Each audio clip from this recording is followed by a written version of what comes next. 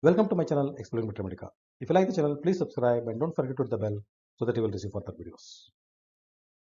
My dear friends, one of my subscribers has asked me to present a video on acute and chronic remedies.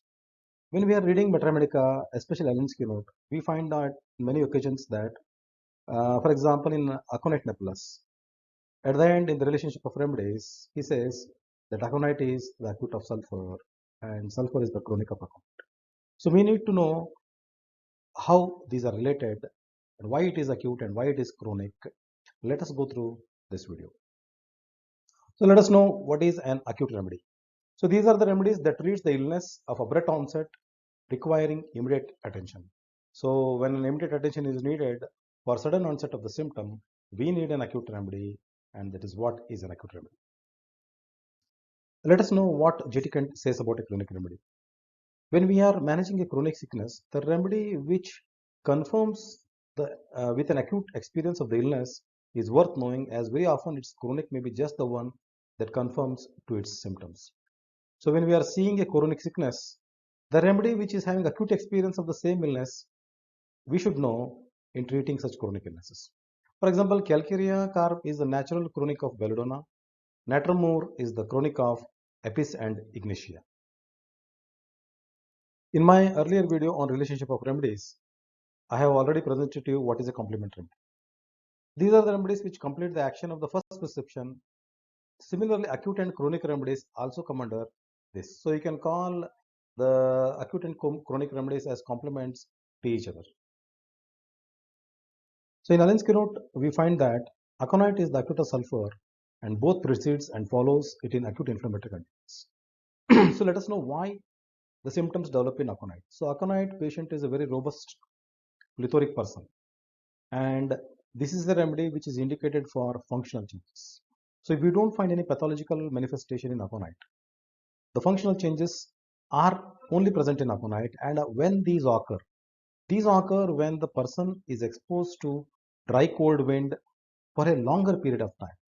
If he goes out with thick clothes for a short period of time, he may not manifest the symptoms of aconite. A robust person, when he goes with thin clothes for nearly 1 hour in a very dry cold weather, then he may develop suddenly high fever. So then it is an aconite case. But if such aconite symptoms are appearing again and again, so you give aconite and this person recovers, and on later period of time when he is again exposed and again he needs aconite. So now how to prevent this recurrence? This recurrence can be prevented by its chronic drug, that is sulfur.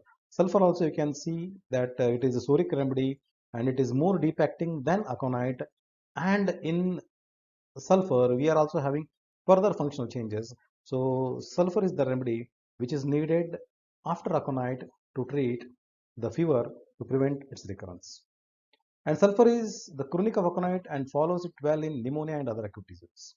So you may ask, why aconite, as I said, is only, as I said, it is for functional changes.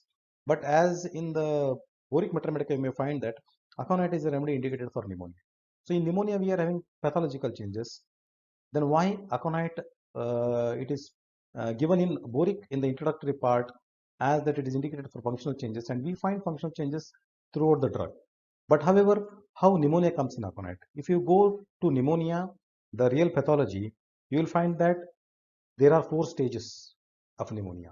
So the beginning stage of pneumonia, that is the stage of congestion, aconite is indicated. And if the disease progresses, sulfur is the drug that has to be thought out.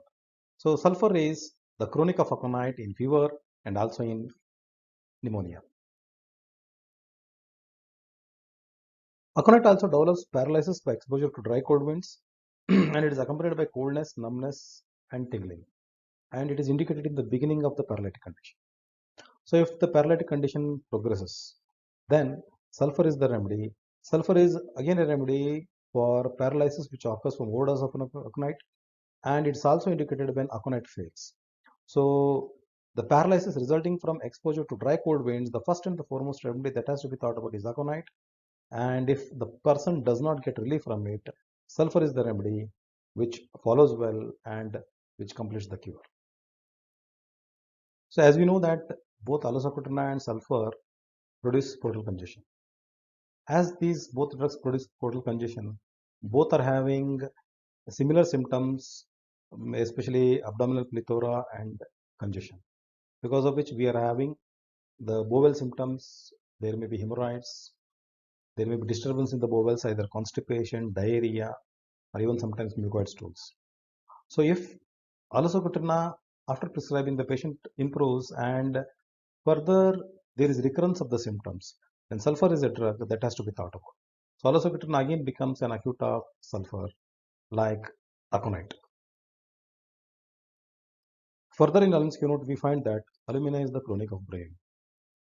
Bryennia being a remedy from plant kingdom, it produces dryness of the mucous membrane. The mucous membrane is so dry that the stool is very hard, dry, as if burnt, with inactivity of the rectum, and there is constipation.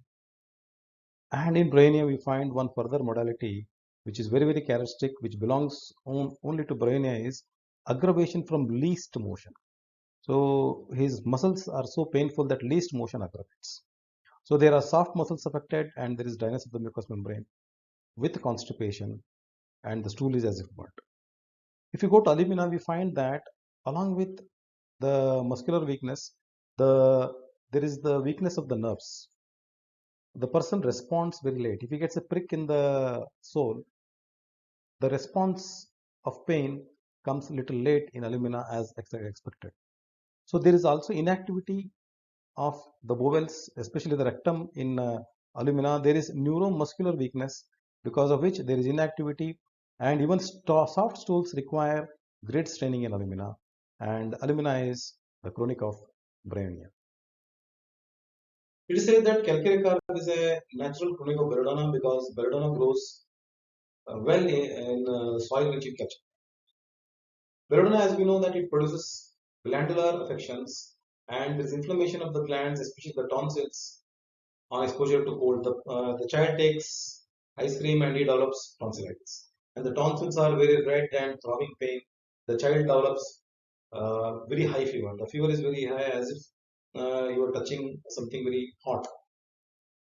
And if belladonna treats such a case and the patient again comes on further exposure on another occasion when the child gets exposed to cold, or it takes a cold drink or ice cream, again when the tonsils gets inflamed, again belladonna works.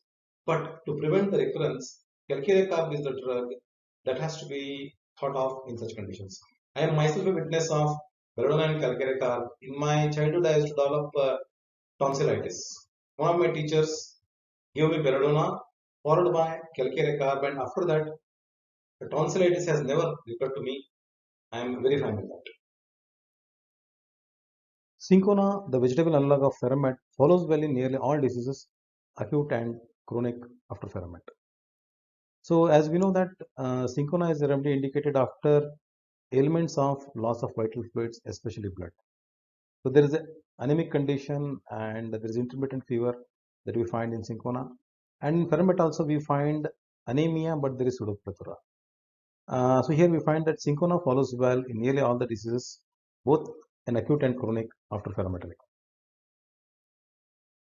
Calibacromicum is a remedy that can be thought of after calcareous carb in acute or chronic nasal catarrh.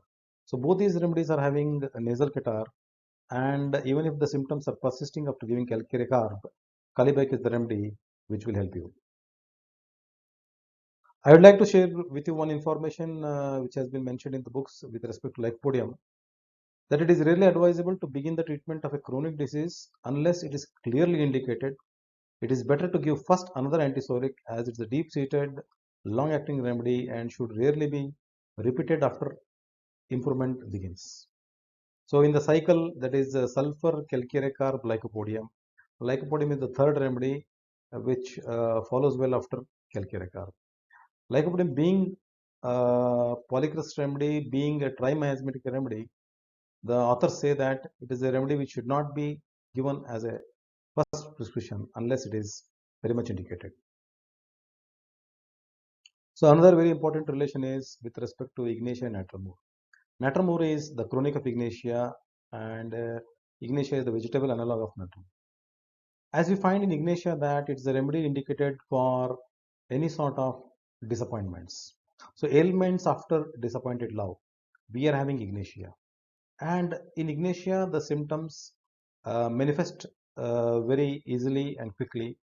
Whereas in Nattermore also there is ailments after disappointed love, but the person does not express and is more of introvertedness.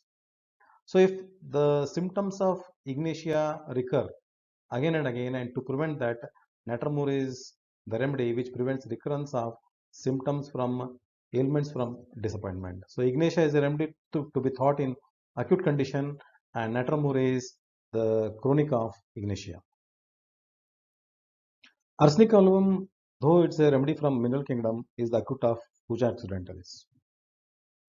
This you can find in Kent's Mathematical when he says that arsenic alum is a remedy to be thought for asthmatic conditions. So the symptoms are aggravated by cold, the person feels breathless, there is wheezing, and the symptoms are aggravated by lying down, and midnight aggravation is there. So in general, arsenicum album is aggravated by cold, and he develops the symptoms of asthma after exposure to cold. But arsenicum album is not that much deep acting to treat asthma. So the remedy that follows after arsenicum album is that is Thuja occidentalis. This I have really experienced in my practice, where initially whenever the person comes with asthma, arsenicum album acts very well. But arsenicum album does not work in further follow-ups. Further follow-ups, we find that arsenic, though even if you increase the potency, arsenic album is not having any action as it has shown in the first or the second prescription. So Thuja is the remedy which follows well, and Thuja treats asthma in such conditions. So Thuja is the chronic of arsenic album, especially in case of asthma. Cholesynthesis is the acute of Stypsagia. Cholesynthesis is having ailments from anger and indignation. So when somebody gets angry after an insult and he develops neuralgic pain, then cholesynthesis is the remedy. And the modalities are amelioration by pressure. So a lady developed trigeminal neuralgia after she was insulted by her maid. She developed angriness, and the pain settled in the nerve, that is the trigeminal nerve. And she used to feel by pressing the nerve. So cholesynthesis is the remedy for neuralgia arising after anger and indignation, or this lady may develop even colicky pain in the abdomen. So when we go to Stypsagia, we also find that Stypsagia is a remedy where the symptoms start after anger and indignation. The person develops urinary symptoms after anger and indignation. There is irritability of the bladder after anger and indignation. So the ailments from that we find in both cholesynthesis and Stypsagia are both same. So cholesynthesis is indicated for emotional colic, as it is mentioned in Farrington's Comparative Mathematica, and it is also there for emotional colic in Stypsagia. There is crampy pains in the abdomen in Stypsagia, which is also complementary to colosynth, stepping in to complete the cure when colosynth is insufficient. So in such colicky pain, if colosynth is insufficient to effect a cure, or colosynth gives temporary relief, then Stypsagia is a remedy to be thought about in such conditions. So Stypsagia and colosynth are they follow each other in case of neuralgia or colic arising from anger and indignation. So colosynth is acute of Stypsagia. Further, we can find that Naxamica is the acute of sepia. So Naxamica has diarrhea from living of alcoholic drinks, and in chronic cases, sepia is more indicated in such conditions. So both sepia and Naxamica are having portal venous congestion, and both are having a tendency for hemorrhoids. sepia is having further menstrual complaints. But whereas in diarrhea, which develops after the alcohol is stopped, Naxamica is the remedy that has to be thought about. But if Naxamica does not help in such condition, sepia is a remedy which is the chronic of Naxamica in diarrhea after stopping alcoholic beverages. Cilicia is the chronic of pulsatilla in nearly all complaints. So pulsatilla is a very hot-blooded patient.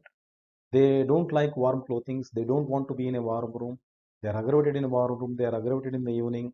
They are blondes. And if we give pulsatilla to such a patient. And after taking pulsatilla, the patient turns out to be chilly. The hot bloodedness has gone and now he wants warm clothing. He takes cold very easily. Then the patient has gone towards Cilicia. There are many other remedies which follow pulsatilla, but usually it is Cilicia. So Cilicia is a remedy which has to be thought about if the hot-blooded pulsatilla becomes chilly. So Cilicia is the chronic of pulsatilla in such condition. Further, after Cilicia prescription, again if the patient starts intolerance to hot, then the remedy that comes is fluoric acid. So we are having a cycle of pulsatilla, Cilicia and fluoric acid. So pulsatilla progresses to Cilicia and Cilicia further progresses to fluoric acid. So this is a cycle, my dear friends. And pulsatilla is one of the best remedies with which to begin the treatment of a chronic case. And there are other remedies which follow depending on the condition. The second prescription has to be thought about. Usually Cilicia is the drug that comes, and after Cilicia, fluoric acid is the remedy that comes. But this is not a rule, my dear friends. It is the patient who decides the drug, not the relations that exist in the book.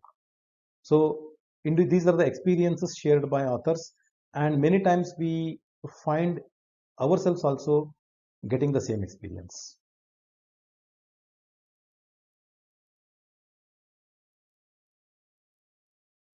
So here is a final list of the drugs which are acute and chronic. As we discussed, aconite is the acute of sulfur, thuja is the chronic of arsenicum album, calcarea carb is the chronic of belladonna, alumina is the chronic of bryonia, stephsagria is the chronic of colocynthis, sepia is the chronic of nux vomica, silicia is the chronic of pulsatilla, and you may find several remedies. These are the few remedies which I have narrated to you. Hope you like the video, and if you like the video, please subscribe and don't forget to hit the bell so that you will receive further videos.